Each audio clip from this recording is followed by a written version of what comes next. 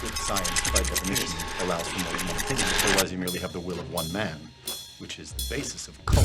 If it's not in frame, it doesn't exist. I'm as mad as hell, and I'm not gonna take this anymore! I'm funny how? I mean, funny like I'm a clown, an illusion? Where you been? Drunk. Wendy, darling, light of my life. What is your one purpose in life? To explode, of course. I like death with sex. How about you, Casey? You like sex with death? Yeah, so fuck up and die. Superman. Oxberry, dude. You know about that? Oxberry animation stand? Codolith. Huh? You ever heard of Codolith negative paper? Or how about the Elcon motion control camera system? No. You familiar with those? I know about the 30s Superman animation. Is that what that was? Is that what you're talking about? Yeah, right. No, I mean, I'm sure it was. Have you seen that? Those were just. It's dope. Those We should are free put tools. that on there. No, I have. I mean, I've seen clips and bits of it. Yeah, sure, Yeah. but I've never watched like an episode. I don't really know how does the narrative track? Is it fun or is it just more like Superman? You got to stop that burglar, and he just jumps over the buildings. That's how I remember it. But yeah, I don't. Yeah, I was Yeah. a child, and then so stoned I was like a child. That's kind of how it went. Those are the Last time I watched those it. are the ways. Yeah, you were high from like 6 years old, so you were Kind of. So 30. what? Wait, what are you talking about then? I was just You talking about the sweet VFX? I'm already giving. Well, no, the VFX were like that. Like 90% of it was done. I mean, it was all done practical. So it's all done reverse. Oh my gosh, what's that called? Rear projection. It was all like rear projection or all shot like some of it is like some of it they used like blue screen. Yeah, like would, a matte, like compositing. like composite it, but it's all like done. It was like done by hand, and so Yeah, of course, right? What, like what on the I actual film. Right. What I was talking about is the beautiful, fucking amazing Superman opening, the credits. Oh yeah, How those they are like dope. how they had to like use like negative paper and put blue gels behind it and stuff, and like to get the like streaks and stuff. You know, Is to that get how the they did it? I animation was wondering because of it. it's like I was noticing like it'd streak and then they would try to have a transition to the text. To the text, Yeah. I loved, dude. I personally, I mean, we've talked about this before on the podcast. I personally love seeing what we would consider now like, kind of like jagged or like not really smooth transition, and it kind of showing the trick, if you will. Like it's Yeah. It kind of like, but it's like it's so quaint to see it, and it actually like It's still quaint. blows my mind because You're it's like, here I am give in me- my 21st century. I mean, that's the thing, though. Like, I have a cell phone. I could make those Superman logo right now. Doesn't got the charm for this for an app. You could That's see thing, the yeah, it's- elbow grease, right? I see what you mean, Exactly, like- exactly. That's what I'm saying. It's like you can see the trick. It's like Yeah. I don't think magicians are that cool, but like you know, I if like they've got to know the decent sleight of yeah, hand. Yeah, Right? Yeah, I love to see the. sleight it of reminded hand me behind of it, and that's- like, and I know it's not this exactly, but it's just it did remind me about how like the Thing opening credits, the John Carpenter thing, yes. That's or so sick. or at least the title card, right? Where it's just like you kind of take it for granted nowadays because it's just like literally a fucking animated title card that you just throw down on top of your fucking timeline now, and barely give it two thought, especially on fucking TikTok or whatever the fuck. But it's like the Thing they had to do like they had like the whole fucking like glass and they had to like shine the fog through it and everything, and it's like. dude. You really kind of take it for granted. And so, but yeah, I did pay more attention to it in this where I'm just like, oh, that's a neat effect. I wonder how they did that in 1978. You know what I mean? Because it's like, Right. yeah, now you wouldn't even really think about it. But seeing that transition, you're like, okay, that's the font that they used, but they had to they like wanted a cool effect for the font that they did by some cool magic. Because it's like, you can definitely tell that it's just like stars and space and stuff. It's like how they always used to do it, whereas like, colored sand and like ink blots and shit, like it's like how they right. kind of get Well, it, you know, which is dope. I love those old it's school all- tricks like that.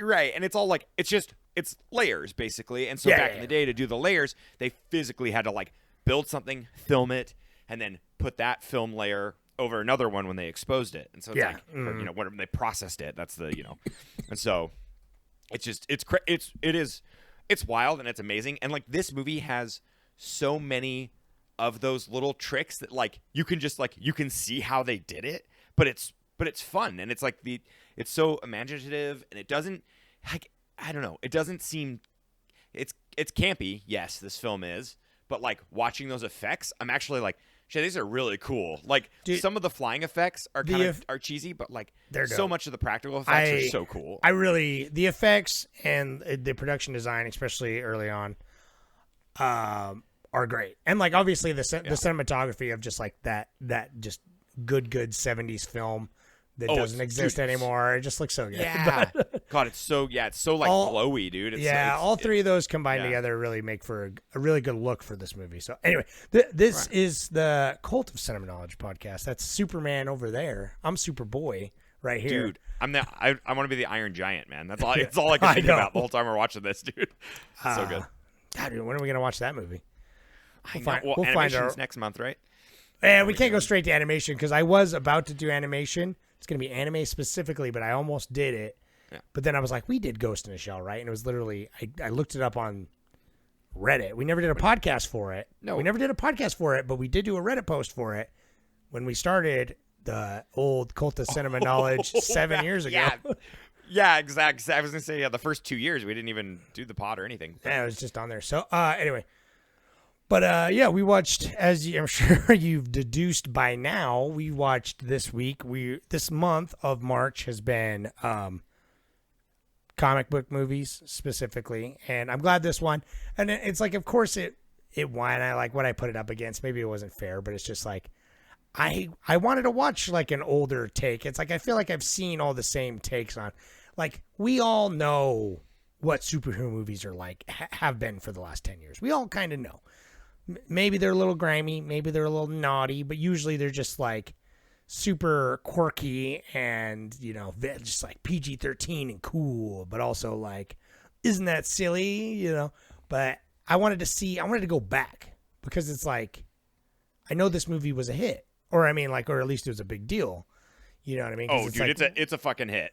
Oh, I'm sure. Because, while I was watching it, I was like, I would love to have been a kid in 1978. Seeing this in the theaters sounds so fucking cool because it's like it's a spectacle, right?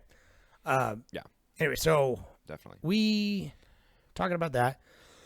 I apologize in advance. I'm sick, and so I might be coughing or something. I did chug like half a bottle of Robitussin or whatever, so hopefully it doesn't come up. But yeah, you sound sultry, baby. So don't worry. Hey, I always sound sultry, bud. Just kidding. I always sound like I'm struggling to breathe or something when I listen back, but or like I'm gargling gravel.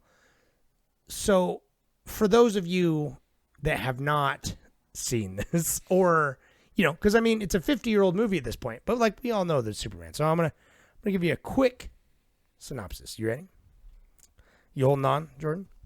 I'm here. I've got my spandex and my cape, and I'm waiting. On the planet Krypton, fucking Marlon Brando, Superman's dad, and he's, they exile these guys, but I'm not. And he's like, the planet's going to explode, and their politics are like, no, it is not. We have a different opinion of you, and that's fake news. And so he's like, but I'm going to send my boy out to Earth anyway. So he gives him this speech and sends his son out to Earth right before Krypton explodes, devoured by its son or whatever. And so this, he flies to Earth as the video you sent is like a Christmas ornament. It's like this crazy ship. I know, that's so perfect. Yeah. Yeah. Lands on Earth in Kansas or wherever, right? Is it Kansas? Yeah. Smallville. I don't even think that's a real place, right? No, I know, but it's supposed to be Kansas. Like it is. The state matters. Yeah. I'm pretty sure it's Kansas. But because there's that Red Sun comic. Anyway. Right. Kansas, lands there. This couple see it and they're like, oh my, we've prayed to the Lord for a child and the Lord has delivered. And careful for your heart. God sends children. God does not send children like that. Please. Especially, and then this nude boy comes out with his wiener out of the spaceship. Yeah. And then El Topo picked him up and exactly. rode off into the desert. So he grows up and it's they name him his Clark Kent. And it shows a brief while of him in high school, and he's like, gosh, Dad, I just want to be the best because I can fucking kick a football to the sun. And he's like, no, you're meant for greater things. And then his dad dies, right? His adopted father or whatever. And so he's like, no, Daddy. But then he's like, I need to go do something else. And so they take this crystal that was sent with him, and he's like, I need to go find that was an hour and a half into yeah. the film. He's like, I need to go on my pilgrimage. And so he just goes up to like the Arctic, and he like, yeah, and he like hucks this fucking crystal, and it grows. These fucking Kryptonians and their crystals. That's so man. sick. Dude. Like it grows. It's so cool. It's so cool. I love it. Grows into this big crystal palace, the Fortress of Solitude, which, correct me if I'm wrong, he never goes to again. Fortress of Solitude. No, he does later. I'll tell you about the whole the first and second one were shot at the exact same time. Oh, cool. So yeah. I know the second one involves those like three people in the dimension. It like, does. That makes sense that they would the Phantom have Zone.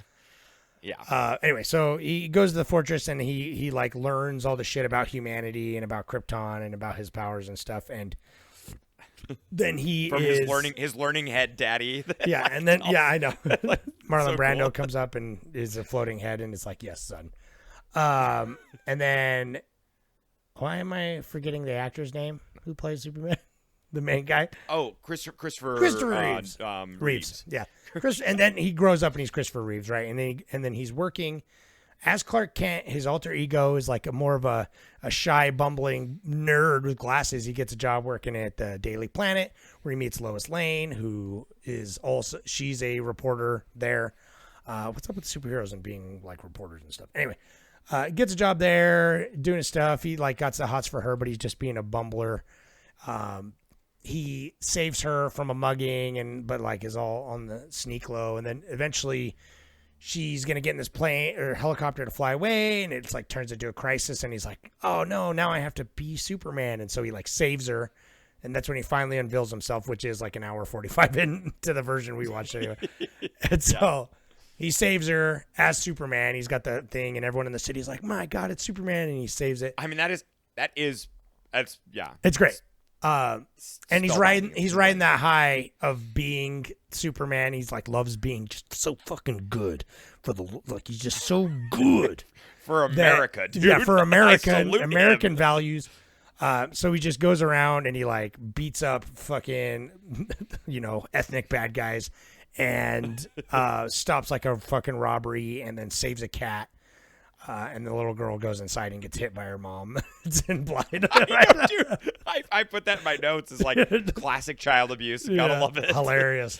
And, he's just like, he's like, sorry, Daddy. Oh, yeah, he goes back to the Fortress of Solitude. And he's like, I can't help it. It feels so good being like Superman and all that. But anyway, then Lex Luthor shows up out of nowhere, and he's just like, being a fucking psycho down in the sewers of like old New York and in like abandoned bank building with his henchman and his hot bimbo girlfriend. And he's like, I'm a diabolical villain here. You know what I mean? It's like, I'm the best supervillain there ever was. And then eventually is like, what's the deal with the Superman? And then Lois Lane like interviews him and is like, what color underwear am I wearing, Superman? And he's like, pink. So, guys, this movie is 3 hours and 8 minutes long. So it's like, well, we watched the longer version. Bear with us. But yeah, the regular version, I theatrical, it's got still like 2:45 or something, I think. But and I did not mean to do that, Jordan. I'm sorry.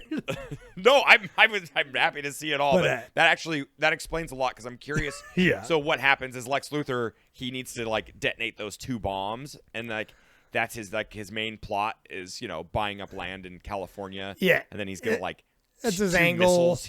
He's gonna fucking like break the trend for like 45 minutes. It's like this caper for them to reprogram these bombs. Lex Luthor and fucking whatever the dude's name is. It's like a Rocky and Bullwinkle cartoon. Curly. Yeah. Yeah, it really is. Yeah. They're doing all these things, but Lois Lane interviews Superman and he gives her a bunch of incriminating information, like he's from Krypton and so Lex Luthor is like, oh, great, I know all about Krypton.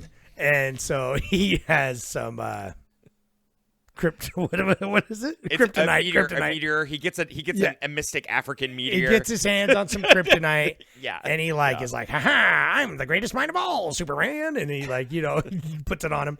And so Superman is going to die. And he's like, I'm going to use these nukes that I'm going to steal from the government to, sink the whole entire West Coast and make a bunch of beachfront property. And just because I'm a mogul.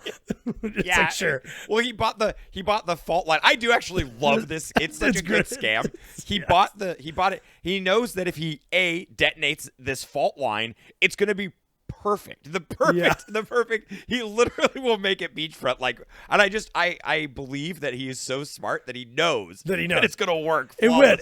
And if it wasn't for goddamn meddling Superman, I bet it would have.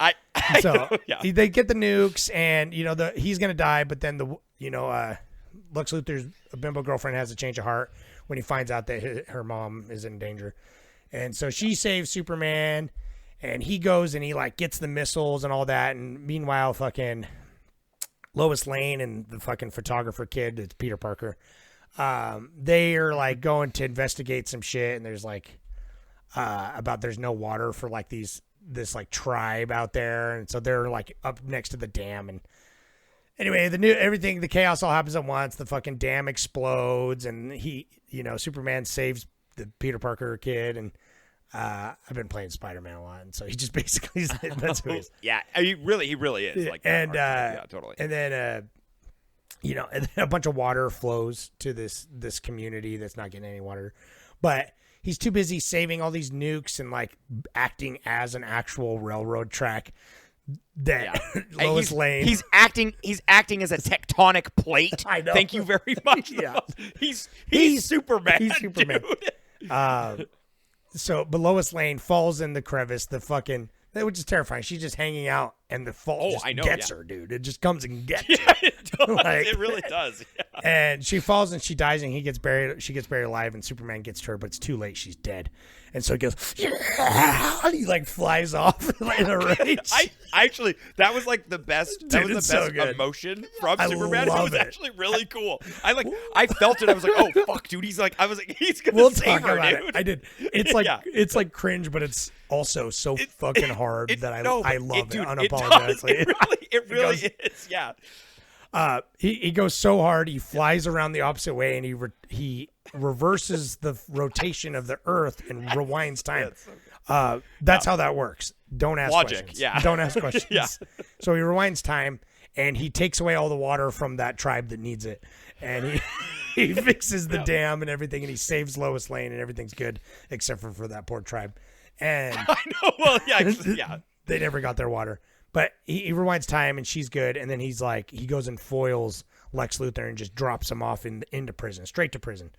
Drops him off, and then Gene Hackman's like, I was bold all along. And the warden's like, the world's a safer place with you around, Superman. Now that you've saved us, God bless America. And he's like, yes. And he salutes him, and then he flies above the earth to continue doing Superman shit at the end. What are you gonna do now, Help me. Superman? Yeah. He's like, I'm gonna go destroy a reporter's pink panties. Yeah, seriously. Yeah, because she was, dude. Okay, no, don't get me wrong. In my notes, I gotta get this out of the way real quick, or it's gonna be the only thing I can think about. Lois Bulge, dude. The amount of bulge. Dude, did you see the? I need to I'm gonna freeze frame that shot. When I was watching it, I'm like, I got my TV's on my desk, and so it's 6 inches from my face, and he lands on her when he lands in onto her balcony, dude. They have He just lands bulge shot. first, They those have, fucking they have, balancing things that you get. Yeah, no, dude, literally Dude, I want a Superman profile. toy that just balances like a balancing Superman toy Balances that on just his bulge first. No, I kid you not. It was it's got to be I don't know, 3 pounds of girth in there. It was nuts. I didn't notice. This is a child's film. I was not paying attention to Superman's bulge. I was paying attention to Lois Lane and how her voice breaks when she's like, she's like, "You got me. Who's got you?" And I'm like, No, yeah, dude. yeah, buddy. Yeah. No, dude. When it's her in her monologue. What was going on with her voice, dude? That whole scene. Why did it change? I Was feel that like I done by blacked out or something? Did Madonna do that? Her voice was just she's breathless Mahone. Yeah. Clark, you're the like you know. You can I'm read my floating. mind, Clark.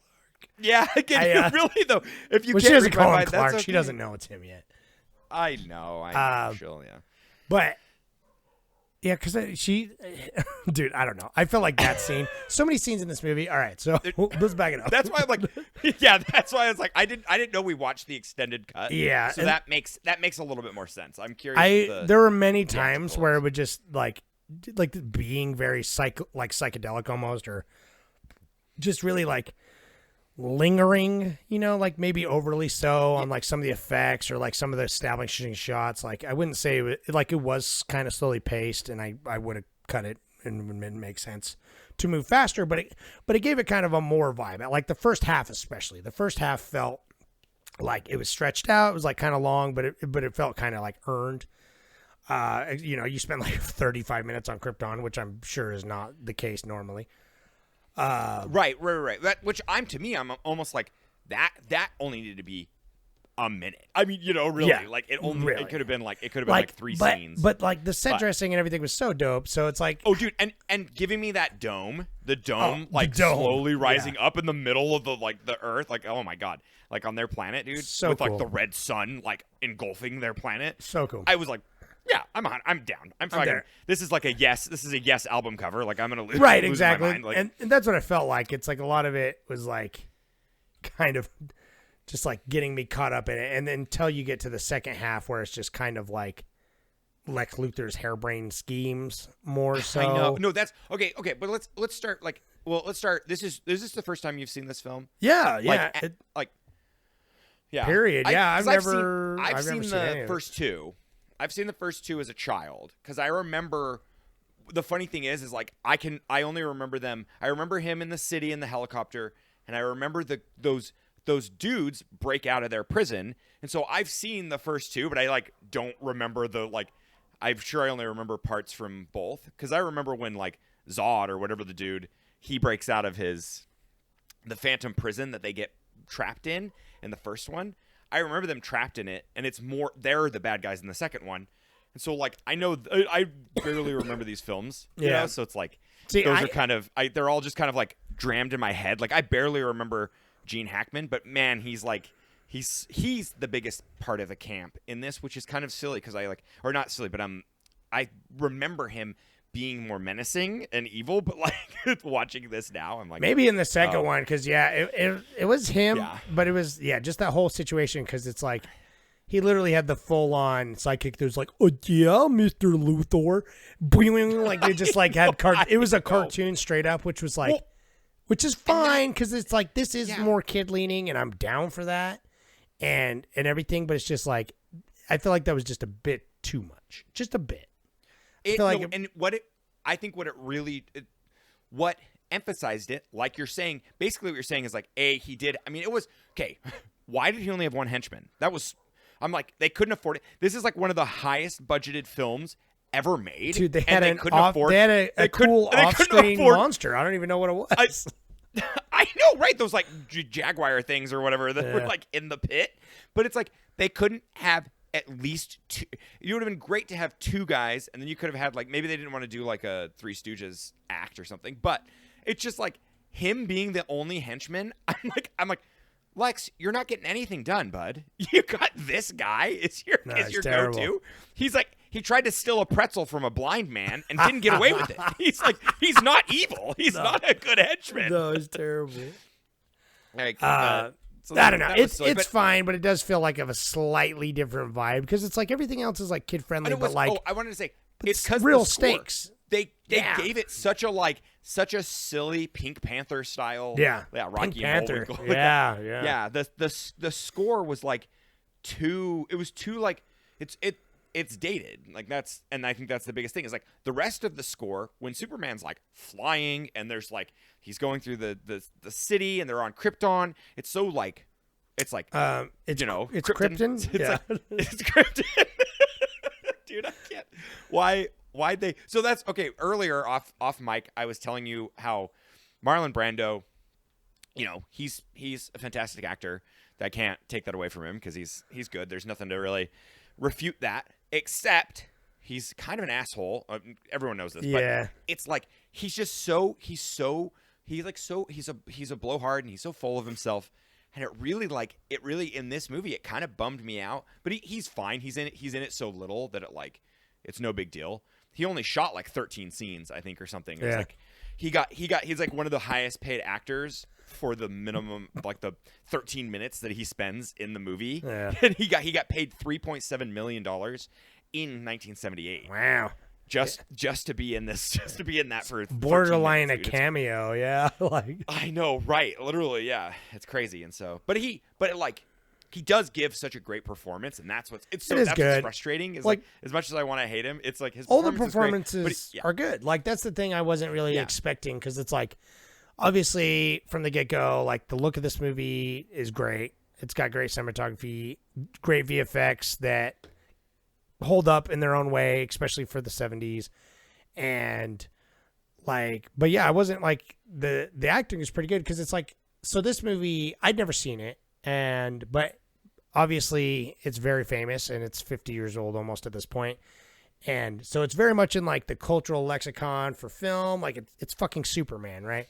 But even so, it's like I always have associated Christopher Reeves with Superman, even though I've never seen the movies. Yeah. And I've seen some clips here and there. I've seen him like rewind the earth and I've seen all that. But seeing it actually play out in the actual film, like I was super impressed with like, especially he's just so charming. I don't know. He's a great Superman. Dude. I wish there was more of his like the scene where they no. get mugged and he's like, like he's like, he lets like the little cocky side come through his like Clark Kent persona for a minute. Is great. Like I'm just like, I want just so much of that. You know what I mean? Yeah. Did you ever watch the Daredevil series? The new, like one of the newest ones, that Like played, Netflix I one? think it was Netflix. Yeah. The Netflix one. No, I heard it was decent though. Yeah, I like him a lot. He's got that same charm because Christopher Reeves based this off of the actor, I can't think of his name right now, from Bringing Up Baby. And so what is his name? Christopher Lloyd or something. Anyways, it's one of those like something Lloyd, but it's got that like he does such a good bumbling charm. But then I do love it so much when he like puts his glasses up and then he kind of like winks at the camera. Yeah.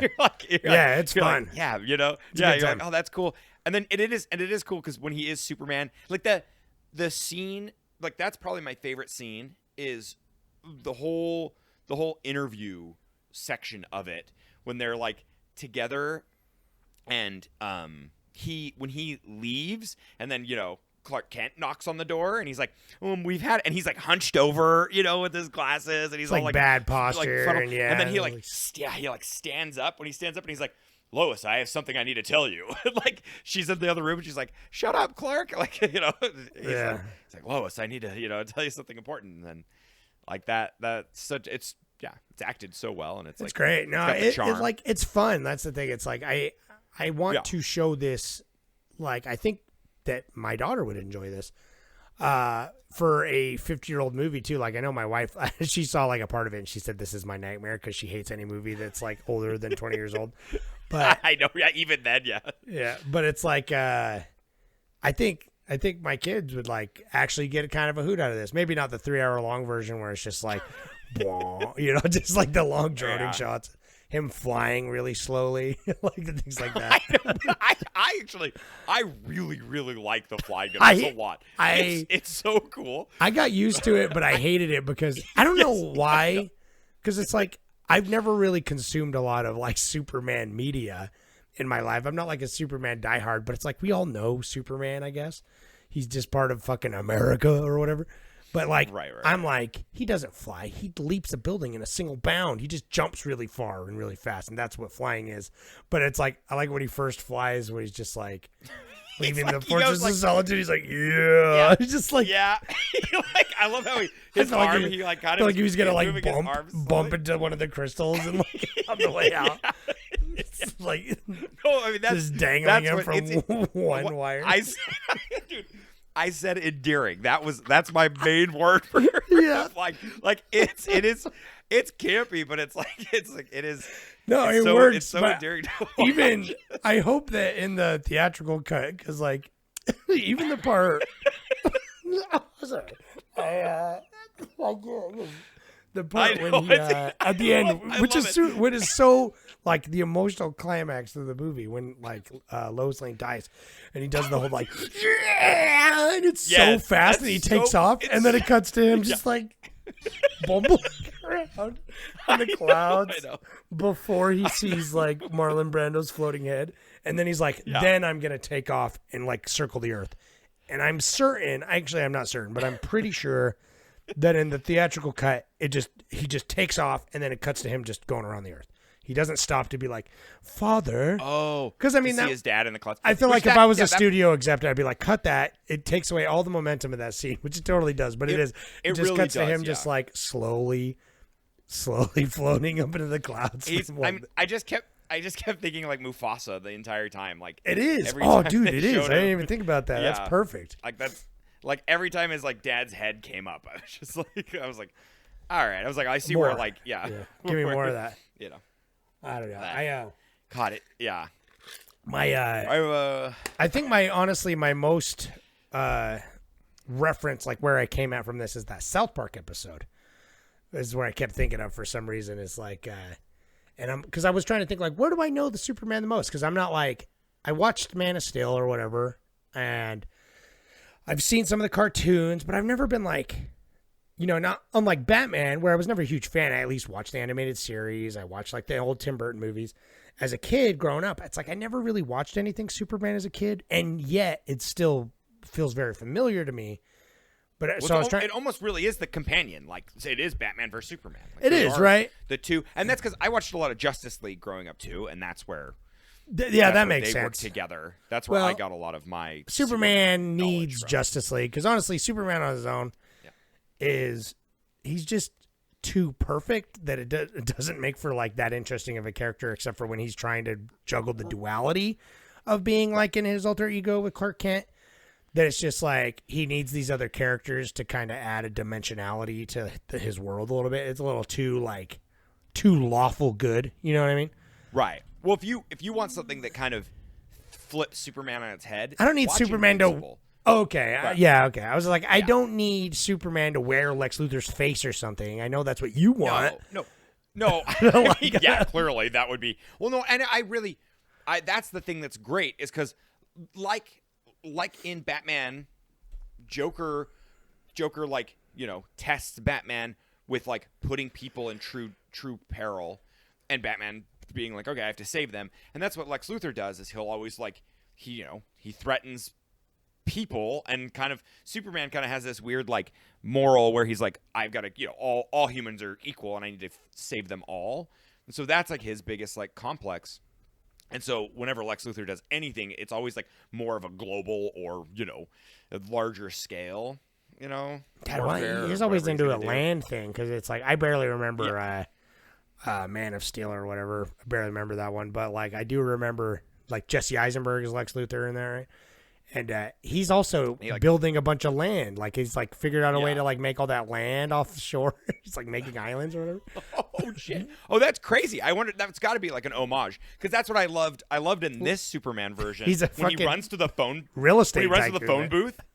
I know, yeah, that's great. But when Superman runs to the phone booth, to like rip his shirt open and like change in the phone booth and really it's fast, like too modern. It's like a half one. Yeah, it's like a modern. It's just you can't even you can't be private in there, and so it's like that was funny. I was like, oh, I like that. And then it was the spinny thing. I made that joke earlier, but that's great. Like I think that's where this movie stands for me. Like for children, I think this is fantastic. I love full frontal nudity in PG movies. That's like one of my favorite things of all time. I love the Where's classic. the full frontal nudity in this? Is there? No, just the young child. Oh the infant, the toddler nudity. And it's like they probably didn't cut that for the theatrical release. They're like, we want to see he was naked as a baby. He shows up naked, and we need to see it. That's how God brought him to them. It's okay is because he's naked. like a 6-year-old They're- autistic child, like Yeah, dude. It's oh my god. That was one thing that bummed me out. Is like, I think now that I know that this was like a longer version, I'm actually like even more sympathetic, or just like I can forgive a lot more of this movie I'm more because forgiving we watched knowing. So I think I will watch it again one day with my kids, the theatrical version in my mind, because I want to see the second one now. Because I did enjoy this enough that I just want to watch the second one on my own, hopefully. And like I was saying earlier, this was shot. They were so like, man, this was fraught with a lot of peril during the production, of this film. A lot of money moving around, and a lot of big opinions, if you will. But they were filming both movies at the same time, which is so wild. It's so like unheard of. Like that does not happen very often. And so when it does, it's pretty impressive that we get something that's especially back like then, Yeah, right. Yeah, and it's just like it's really cool. And they definitely they went way over budget, way over time. It was if I remember, it was like 19 months I think for them to shoot all this to get everything done, which is a really long time. But for 2 movies. But anyhow, I kind of lost my train of thought. Anyways, I think this works well. The editing and the other versions. What Oh right, that's right. Yeah, because you want to see the sequel, which works really well because it's very thought out. Like that, it's they were meant to be the companion films. So it almost is like they would have made like a 6-hour movie, but that doesn't. And that makes sense because I was literally like the whole setup with General Zod, and it's again I know General Zod, and I feel like it's not because of fucking Michael Shannon. What's his name? Michael Shannon. Thank you. Because Michael Shannon's performance is great though as Zod. Dude, Michael Shannon is great in anything he's ever in. He's the best part about anything he's in, pretty much. But it's yeah. And I was like, oh, okay. They spent a long time doing that, and I'm like, I recognize in my mind that, and then it never comes back, and so I was like, oh, okay, that must come later, and then it never comes back in this movie. So I'm like, that must be the sequel then, They do. So they re-edit. It's wild. So they literally did. They must have shot 6 hours. Well, okay. Back up real quick. The dude who wrote Godfather, Ponzo or something. What the hell's his last name? Puzo or whatever. Mario Puzo. Who did all the Godfather and stuff. He wrote the original script for this, and it was 550 pages. Holy shit. And they were talking about they're like we only need we only need 100 pages for the full feature. So it's even if making 2 movies out of that 500-page script is a lot. And so they but I'm sure they if they had 3 hours for this, I bet you they had another 3 hours for the sequel. So they had a lot to edit down. But the original version of this movie was gonna end on a cliffhanger, and it was gonna be Superman goes, and the first missile he throws into space, and it blows up the prison, the Phantom Zone prison. And then the second missile would hit and cause all the destruction, and Zod would come down at that point, and then they would have he would be the conflict, and that was something that was very interesting.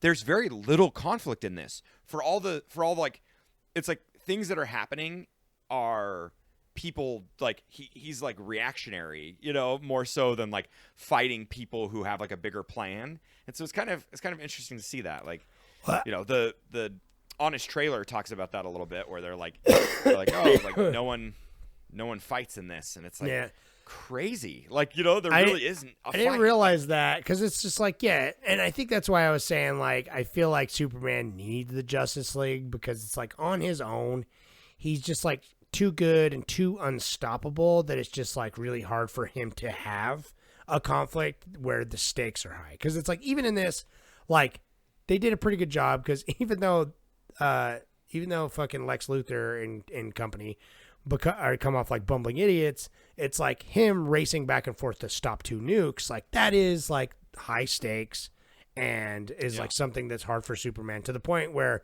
he succeeds, except for the chick with pink panties that he loves. He's got to rewind time to save her, which if he can do is great. And then it's but that's the thing. It's just he's Superman. He's kind of unstoppable. That it's just that's the climax, sort of, and he's able to kind of pull it off with relative ease. And then he's just like, he doesn't even show him like confronting the villains really. Like he just like goes and gets them. He's like, "You bad boys are going to jail," and he just puts them in the jail yard or whatever. Yeah. So it's fine, but yeah, it's like it's hard to have that conflict with him. You know what I mean? I feel like who can fight Superman? Like I've seen the thing online where it's like even Goku from Dragon Ball Z, who's also a fucking alien god, you know, Jesus stand-in, like would lose in a fight. Like it's like who is strong enough? And so it's just like, yeah, it would be interesting to see, like, you know, Lex Luthor can cause a lot of issues with this human, you know, his big human mastermind, evil brain that he has or whatever, to, you know, make Superman have to scurry around and solve his problems and clean up his mess. But it's like, yeah, there's like no other foes. So I want to watch the second one because at least another Kryptonian or something, Right. It's a little Kryptonian more, would be able to, like, I don't know, see what it is. Even though the Zod in this is like some little like 5'5", like 90-pound guy. He's like, I know. You will kneel before me and your heirs. I'm like, all right, bud. Yeah. Yeah, but I mean, well, I don't know though. Actually, I kind of like. I like their look because he's got that. Well, he's got the goon. He's not the muscle they've necessarily. Got the goon. Yeah. The goon the Debbie Harry chick. The chick goon. Like, yeah. She's got the the violence in her eyes. It's it's great. You know. Yeah. No, yeah. I got to say, like, those reflective suits on Krypton are like so cool. Baller. That was such a cool design. Like all of the all the design work, the matte paintings, the miniatures. Like, dude, when they do the like most of the earthquake after the like nuke hits, most of that earthquake stuff looks amazing, dude. There were times where they were shooting on the bridge, and I was like, "Where's the?" I couldn't tell between miniature and actual like footage on the bridge. Yeah, it looked good. It looked really good. That specifically for being like, because all the other stuff, it's kind of like, yeah, of course that's a miniature, but like when they like showed the bridge, there were times where like they would do like such a wide shot with the bridge, and it looked so good. I loved it. Like that, more miniatures. I know I'm about it. Because even though you knew it was a miniature so well. Yeah, exactly. You know, that you're not like with Constantine, which we watched last week. Go listen to that episode where I complained that it's like they use practical, but then they modify it with CG, and that's so frustrating. Like that doesn't help with the film at all. It gives it like a look, I guess, for the time, you know, but then it does date it so badly. Where this film, the reason it's dated is because they the stuff they try to make special effects. Like there's like so much of him flying through the city that's actual real like rig work, you know, and line work looks pretty good. I mean, as rigid as it looks because, you know, of the equipment and stuff, but it still looked pretty good. No, it was crazy though. Christopher Reeves, he was like a hang glider for fun. And so that's what gave him that rigid surfboard kind of look. Is because he was doing it like a hang gliding. And so that was something he brought into it, which is kind of interesting. I think it would have been better if he was a little looser with like a bent leg and like a, you know, I don't know, something. Yeah, give him that, you know, a little bit looser, like he is now. Like is he? He's yeah. Oh, brutal, dude. He's dead as hell. He's dead now. Yeah, right. Yeah. No, I think about him. I guess he is loose. He's just bones now. He's just bones. Loose. I know. I think about him. Not just him, but like I think the most I had. Of this, like I was saying earlier, with South Park was like that episode when Christopher Reeves, because obviously if everyone knows, like Christopher Reeves became paralyzed from the neck down from like getting kicked off a horse, I think is what it was. Falling off a horse.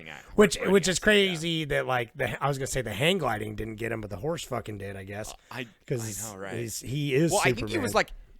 If I'm not mistaken, he was like galloping on the beach or something wild. Well, there's the horse was like, I want to see it because there's like that a semi-recent documentary about him and stuff. How it's like how he became paralyzed and dealt with that because he seems like a very cool dude, and knowing that he hang glided and stuff, it's like I like that it's unfortunate what happened to him and everything, obviously, but I like to know that it's just like he kind of did all that stuff to the extreme, kind of like he was kind of. Hang glide, riding horses on the beach, and whatever fucking shit.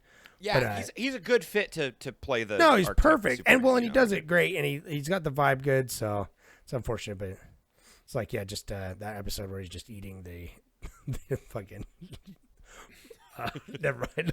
So I can't remember. I'm like trying. It's to an picture older it. I one can picture him, because in the it's like wheelchair. Gene Hackman turns into the good guy, and he's in the wheelchair, and he's fucking eating the the placenta fetus, or whatever, the fetus right? The T, for for T cells. He's eating the fetuses to get their fucking. Yeah. Okay.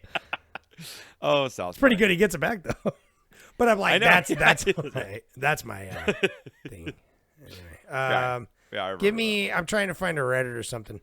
But well, sure, yeah. I have another fun fact that I give me love. a fun fact, and then I'm curious about is- the budget. Do you have it, even though it's both movies? Or I do, yeah. I've got like kind of a rundown of a quote. But anyways, a fun fact: the kid actor in Smallville, which, dude, I really wish there was more in Smallville. Like, I wish that, like, I know there's a whole TV show, so I guess I could watch that. But it's just like that was literally like three scenes. It was so small. Like, it was such. We spent more time on Krypton.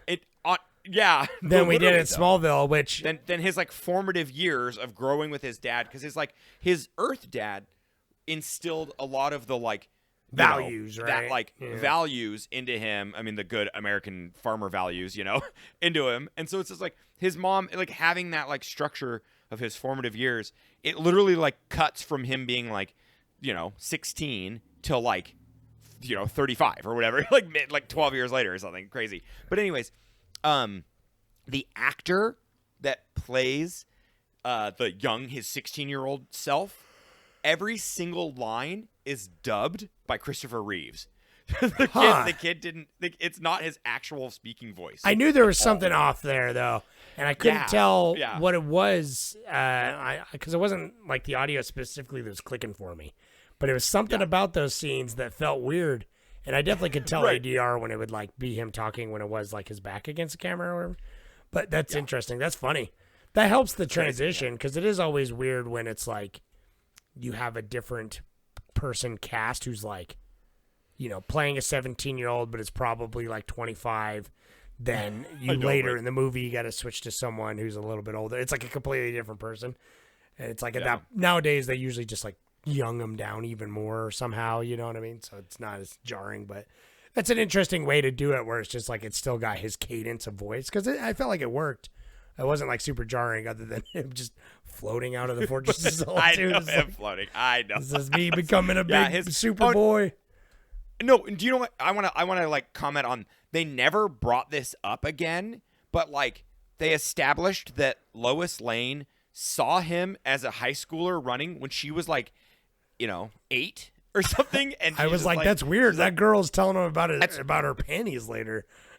I know, right. I'm just kind of like, man, their age on this is kind of awkward. But anyways, whatever. That's how it goes. But it's kind of like, why even bother? Like, could it just been some random girl? It's like, why does it matter? I wish that it made it where like it gets cutesy, but it's almost like an Easter egg inside the movie, which already happens. It would have just made more sense if like Lois Lane later was like, I always saw someone who was special, or what, when I was younger, like I saw somebody who was fantastic and who was super. And then because like when she comes up with the Superman, she's like, he was a real Superman. Oh, Superman. But anyway, he's a Superman. Right, so he's got that. And I know nobody's even like, so what's the S for on your chest? Superman. I know, right. It's like, right. No, I know. It's a sign of house. It is Kal-El. whatever, Kal-El or whatever. Yeah, well, I think it is supposed to be their house. Jal-El. This is dead. It's the money minute on this bad boy is bonkers because it collectively it was like 105 million to shoot for both, but like it literally it was like they were given 50 million to do both, and then it just kept climbing and kept going, and like every time they would do it, they would just be like, we have to pay more for this and everything, and like they were going to do a summer release, then they had to move it to like a December Christmas release. No, this is such a summer movie though. And it's like it's crazy because it's like this film had like so many different directors. Like Spielberg was going to be the biggest one that was going to do it, and he passed up, and it was like there was going to be a bunch of like famous people from the 70s were going to be attached to this, but it just kind of all like went down because of like, you know. I mean, you got some timing and you got, everything. Brando and Hackman and everything. They're like first billings Right. too, you know. And that's what's funny too, is that their first billing, and they got paid the most out of anyone there, obviously, because this is Christopher Reeves' like first film basically, and so he came from Broadway, and he just came from school too. Oh, so, cool. Yeah. But anyhow, so it was like 100, like, so for both movies. So this one specifically is 55 million is what they're giving it at, and then the other, the sequel is 50 million to shoot. But since they were shot together, it's like kind of awkward because they were talking about in the quote, like, it's like doing the pickup shots were kind of already paid for, so it's just kind of like the budget was kind of weird. That is 'cause kinda- they would yeah. go back and like whatever they had to fix, like, you know. They're like, to we're shoot filming the later, second one fix now, those. but like we're editing the first one. Like, Yeah, like, they were like editing as they were shooting the second one, and so they would use footage that they were going to use for the second one in this first one, and so it kind of got like, you know, a little muddled. But anyways, so that's that. This film specifically on its release, after its release, it made $300 million. nice. So Yeah. it brought it, like, you know, it blew it out of the water. And it's funny because Spielberg like was bummed that he missed it. And Marlon Brando, Marlon Brando, he's great, whatever, but he he tried to sue them, the company, Warner Brothers, for like 50 million because he was like, you know, he just didn't feel like he got, because what he thought he was the main character because he's the main character in his just- real life.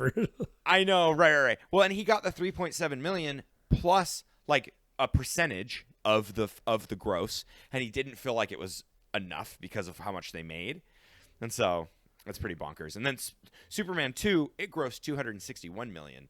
So Nice. it's bonkers, man. I really want to see the second one now. Seems pretty cool. Yeah, that's like, it's pretty good, man. I like. And I think it's great. I think it does. I think it showed Hollywood like, oh, okay, we can kind of.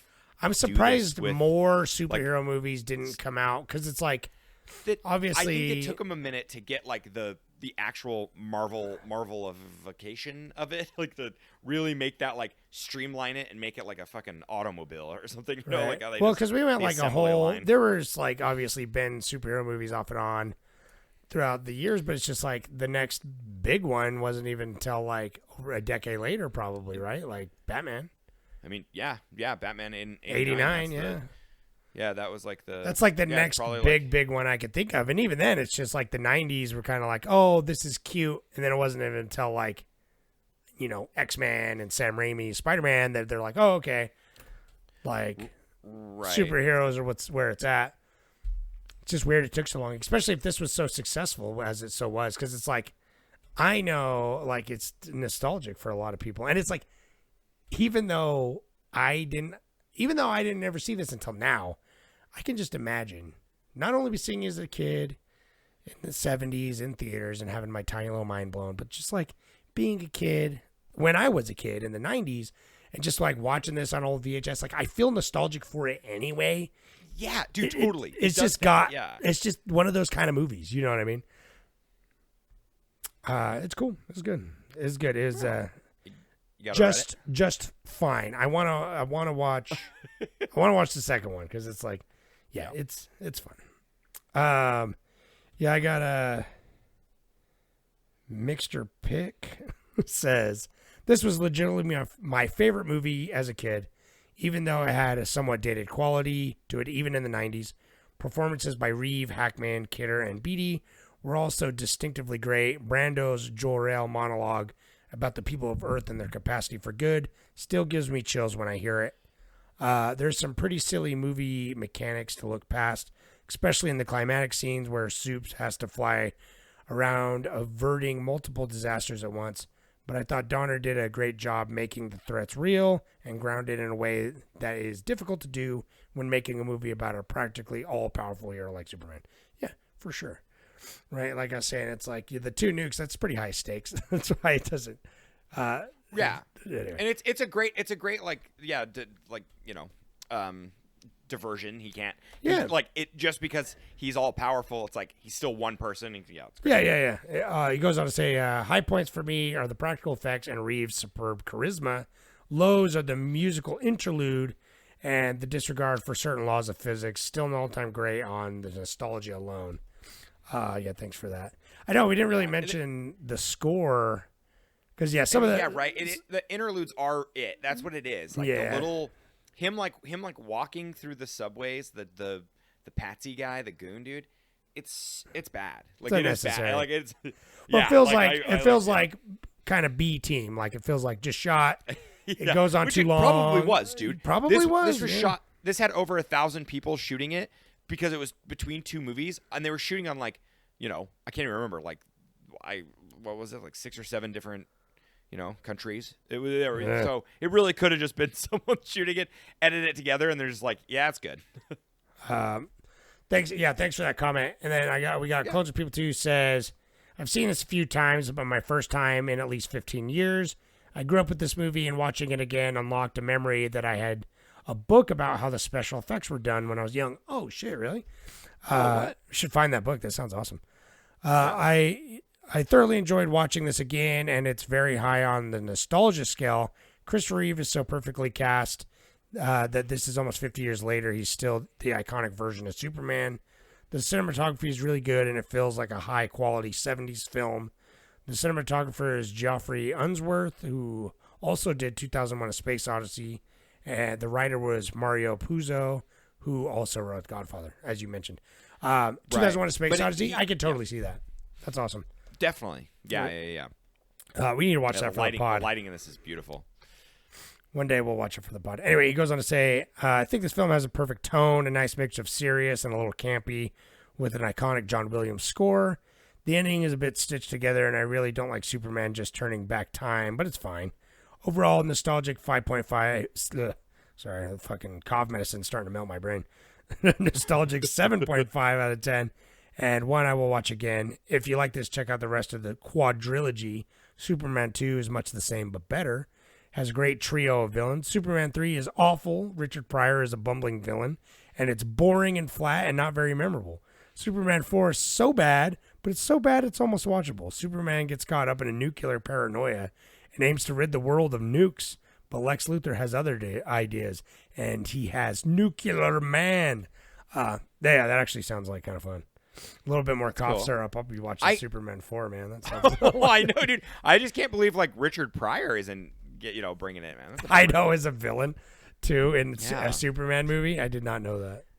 That's awesome though. Yeah. I really want to. Yeah, I do want to watch them all now. Thanks for that comment, man. If you could find that book, I would love. You should find it online somewhere and post it to Reddit. I'd love to see it because that sounds like just a cool thing to have. Just one of those old books too. I love those books. I brought it up when we did Grindhouse. When we did Death Proof and stuff. That I have the book. And it's not cool because it's not 70s Superman, but that's the production book about all because it's all mostly a lot of practical stuff. And those production books are dope, man. I like seeing those. So God, I've just realized I've been saying dope a lot in this. So it's why? Man, you're good. I don't know. I just said dope again, and I was like, man, those Gen Zers are gonna be like these old fuckers. I know, dope. really though. Yeah, the Gen Xers that grew up with this movie are gonna be like, yeah, it's all right. It's pretty good. All right. Anyway, that's Superman. That was fun. It's a good time. Check it out. Yeah. I got nothing else to say about it. Yeah, it's pretty fun. Yeah. We don't know what we're watching next week because I was late on the poll, but right now we're doing movies based on plays for April. But we watched quite a few movies that were based on plays. Made me want to dig deeper into that. Things that focus more on performance and stuff. So stay tuned for what that's going to be. Go over to Reddit, check out what we'll be watching, and give us some suggestions about what you want to see on there, coming up or whatever. I don't. If you're on the YouTube, we get your comments. Yeah, we get your comments on YouTube. Come drop us a line. I want to do more on YouTube. I mentioned if you're on YouTube, I said I was super boy earlier because I shaved my beard off and I'm a little boy now. I'm a virile young man now. Just kidding. I'm dying as we speak. Yeah, I know. You go to bed, dude. We weren't even gonna do an hour on this. I know. I've been encroached so it, sick, and it's beating me down. But I'm gonna download Superman 2 right now. I'm gonna watch that shit. Not right now, but I'm gonna watch it with my kids and force them to watch it with me. Yeah, sick of watching Octonauts. Just kidding. That's one of the better ones. All right. Okay. Goodbye now. Help me.